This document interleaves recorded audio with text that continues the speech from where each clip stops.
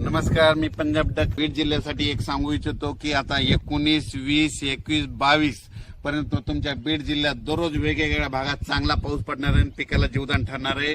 म्हणून खास करून ही बीड जिल्ह्यासाठी आनंदाची बातमी. त्याच्यानंतर लातूर जिल्हा झालं, सोलापूर जिल्हा झालं, धाराशिव जिल्हा झालं, नगर जिल्हा झाला, परभणी जिल्हा झाला, नांदेड जिल्हा, हिंगोली जिल्हा, जालना जिल्हा, संभाजीनगर या जिल्ह्यातल्या शेतकऱ्याला सांगू इच्छितो की उद्या 20 जुलैपासून 20, 21, 22 आणि 23 या दरम्यान चांगला दररोज वेगवेगळ्या भागात भाग बदलत पाऊस पडणार आहे. म्हणून हा अंदाज लक्षात घ्यायचा. त्याच्यानंतर आपण परत विदर्भाकडे वळू. आज आहे 19 जुलै 2025. तर विदर्भ, पूर्व विदर्भ आणि पश्चिम विदर्भ 6 आणि 5 11 जिल्ह्यामध्ये म्हणजे 19, 20, 21, 22, 23 पर्यंत तुमच्या पूर्व विदर्भ आणि पश्चिम विदर्भ 11 जिल्ह्यामध्ये दररोज वेगवेगळ्या भागात पाऊस पडणार आहे आणि पिकाला जीवदान ठरणार आहे. म्हणून हे अंदाज लक्षात घ्यायचा. त्याच्यानंतर सांगायचं झालं तर कोकणात देखील चांगला पाऊस पडणार आहे. म्हणजे 19 जुलैपासून तर 23 जुलैपर्यंत चांगला पाऊस राहणार आहे. म्हणून हा अंदाज लक्षात घ्यायचा. त्याच्यानंतर उत्तर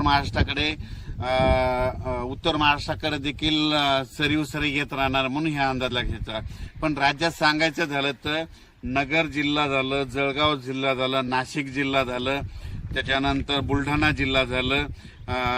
बुलढाणा ह्या भागामध्ये म्हणजे 22, 23, 24च्या दरम्यान तिकडल्या भागामध्ये चांगला पाऊस येणार आहे. म्हणून हे अंदाज लक्षात घ्यायचा.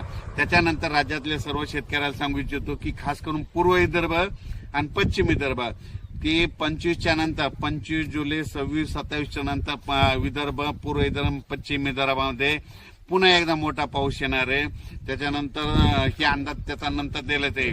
पण खास करून आज 19 जुलैपासून ते 23 जुलैपर्यंत सोलापूर जिल्हा, सातारा जिल्हा, सांगली जिल्हा, पुणे जिल्हा, त्याच्यानंतर